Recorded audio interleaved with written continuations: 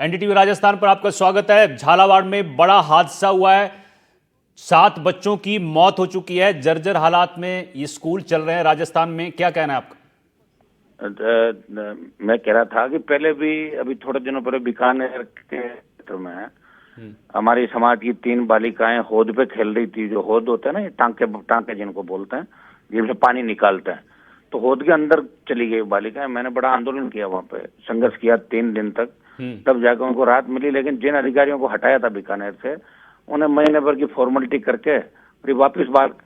राजस्थान में बीजेपी की सरकार है, दिल्ली में बीजेपी की सरकार। अभी तो शासन के पास ये फीडबैक ही नहीं कि कौन सी स्कूल जर्जर भवन है, कौन सी स्कूल जो है। ये क्या करते हैं कि कुछ बजट देते हैं दिल्ली से, स्टेट गवर्नमेंट रिकमेंड करता है, कुछ दिल्ली बजट देता है, कुछ स्टेट देता है, कुछ एमएलए एमपी फंड होते हैं। लेकिन वहां के जो भी जनप्रतिनिधि है, उनकी ड्यूटी भी बनती है और सरकार की ड्यूटी बनती है कि पुराने जर्जर जो भी स्कूल के अंदर पीने के पानी के स्रोत है, कमरे हैं, ये तो सरकार की मोरल ड्यूटी है। अगर बच्चे छत गिरने से, स्कूल ढहने से बच्चों की मौत हो जाए, 7 के लगभग ऐसा आंकड़ा आ रहा है, और कई बच्चे गंभीर घायल है। अब आप बताइए ये कौन सी सरकार है? भजनलाल जी तो वैसे ही, भजनलाल जी के खिलाफ जो वातावरण बना राजस्थान के, इनके आने के बाद दुर्भाग्य है राजस्थान का। मैं तो ये कहूंगा कि भजनलाल जी जब तक रहेंगे पता नहीं क्या क्या घटनाएं घटित होगी राजस्थान के अंदर। हम तो अब सुबह अखबार पढ़ते हैं, सोशल मीडिया यही जानना चाहते हैं कुछ घटित तो नहीं हुआ, कुछ घटना तो ऐसा हर आदमी सोचने लग गया राजस्थान में। हम तो मांग करेंगे प्रधानमंत्री अमित शाह से कि आप जब धनखड़ को हटा सकते हैं तो भजनलाल को हटा के किसी दूसरे को सीएम बनाओ राजस्थान के अंदर। इनको तो कुछ भी नहीं पता। इनके 4-5 लोग हैं आसपास के, वही भजनलाल को चलाते हैं, वो बोलते हैं वही बोल देते हैं, और वो जो कहते हैं लिख के देते हैं, पढ़ लेते हैं। तो ये दुर्भाग्य राजस्थान का। और झालावाड़ जिसने हमेशा बीजेपी को सांसद दिया, वसुंधरा जी का इलाका है, हमारे बिरला जी का इलाका, कोटा से बिरला जी भी लोकसभा अध्यक्ष वहां से आते हैं। और मुख्यमंत्री जो इनके नजदीक है बिरला जी के, और मुख्यमंत्री जिसको दिल्ली का आशीर्वाद प्राप्त है, अगर इस तरह बच्चे वहां पे डेथ हुई, बच्चों की, गरीब बच्चे, मासूम बच्चे, उनकी क्या गलती थी बताओ मुझे। मैं मांग करता हूं कि 1-1 करोड़ रुपए बच्चों के परिवार को दिया जाए, 1-1 करोड़ रुपए, नौकरी, और इनके खिलाफ गैर इरादतन हत्या का मुकदमा दर्ज किया जाए। जो वहां पे टीचर थे, जो अधिकारी थे, डीओ थे, बीओ थे, और उनको सलाखों के पीछे रखा जाए ताकि राजस्थान में दोबारा ऐसी घटना नहीं होगी। मैंने नोखा की बीकानेर की घटना का जिक्र किया था। 3 जाट समाज की बालिकाएं जो हौद पे बाहर खेल रही थी, नन्हे मुन्ने बच्चे, उसके अंदर डे गए, अंदर चले गए, और वहां आसपास कोई ड्यूटी पे नहीं था। अगर ड्यूटी पे होता तो उनको निकाल लेते बच्चों को, लेकिन 1-1 घंटे टीचर लेट आए थे। ये दुर्भाग्य राजस्थान का। मैं तो कह रहा हूँ भजनलाल जी के आने के बाद राजस्थान किस दिशा में जा रहा है ये आप रोज देख सकते हैं। मुख्यमंत्री की तरफ से एक लेटर जारी किया गया था 10 दिन पहले, और आदेश जारी किए थे कि इस तरह के जो जर्जर भवन है उनको चिन्हित करके मरम्मत कराई जाए। मेरा सवाल आपसे यह है कि क्या प्रशासनिक तंत्र जो है उस लेवल पे भी एक बड़ी सर्जरी की जरूरत है? ना, मुख्यमंत्री को कोई सीरियस लेता नहीं। हर कलेक्ट्रेट और आईजी मुख्यमंत्री की मजाक उड़ाते हैं। कभी तो कहते हैं वो खरबूजा खा रहे हैं, कभी कहते हैं टूटर कहते हैं, कभी मोदी जी को श्रद्धांजलि दे देते हैं, कभी कुछ करते हैं। मुख्यमंत्री का पूरा परिवार सीएमओ एक सेवा तो घटा नहीं वहां से, लेकिन अभी भी गंदगी पड़ी है दुनिया भर की। ये तो जमीनों के धंधों में लिप्त हो गए सारे सारे। पैसा कैसे इकट्ठा किया जाए, इसी में पूरी भारतीय जनता पार्टी राजस्थान में इन्वॉल्व हो गई। इनको कोई मतलब, इनको पता है आने वाली सरकार इनकी नहीं बनेगी। सर सदन चल रहा है आप दिल्ली में, सर सदन चल रहा है दिल्ली में, आप हैं, क्या मुद्दा उठाएंगे आप? इस तरह के जर्जर स्कूल जो पूरे देश भर में ही, राजस्थान की बात क्या, पूरे देश भर में ही अगर कहीं भी जर्जर स्कूल हो तो बच्चे जो हैं उनकी जान जोखिम में ना डाली जाए और तुरंत ऐसे स्कूलों को बंद किया जाए या मरम्मत की जाए। लेकिन निश्चित रूप से मंडे को कब उठाना लोकसभा अध्यक्ष आप भी जानते हैं, कोटा से आते हैं।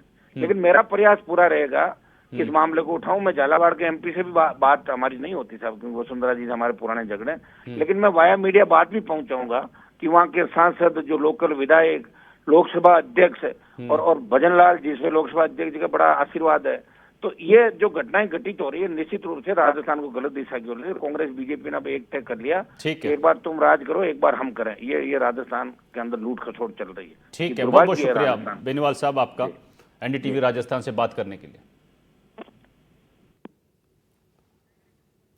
सुशांत हमारे साथ लगातार बने हुए हैं। सुशांत, हनुमान बेनीवाल भी कई तरह के सवाल उठा रहे हैं और वो तो सरकार को सीधे निशाने पर ले रहे हैं और कह रहे हैं कि मुख्यमंत्री को सीधे कटघरे में खड़ा कर रहे हैं।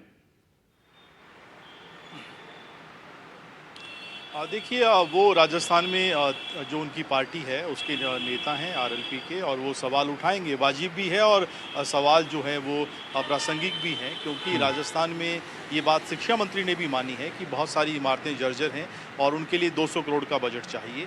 हनुमान बेनीवाल और इससे पहले हम प्रताप सिंह खाचरियावास को भी सुन रहे थे, उन्होंने भी मृतक बच्चों के परिजनों को 1-1 करोड़ रुपए की मांग की है। लेकिन सवाल यही कि क्या आर्थिक सहायता से उन परिवारों को जो जख्म मिले हैं वो ठीक हो पाएंगे, वो भर पाएंगे? ये जो उन परिवारों के लिए बहुत मुश्किल समय है।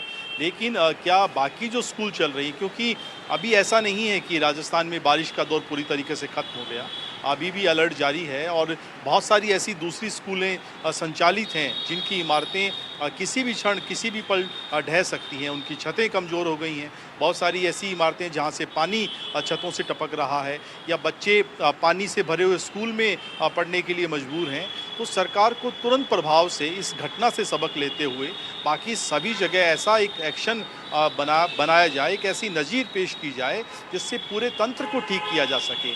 ये अलग बात है कि चिट्ठी 10 दिन पहले जारी हुई, जिला कलेक्टर को हम सुन रहे थे, वो कह रहे हैं कि मैं पता लगाऊंगा कि क्यों नहीं शिक्षा विभाग के अधिकारियों ने इस स्कूल की तरफ ध्यान दिया। ये जांच का विषय है, जांच करवाई जाएगी।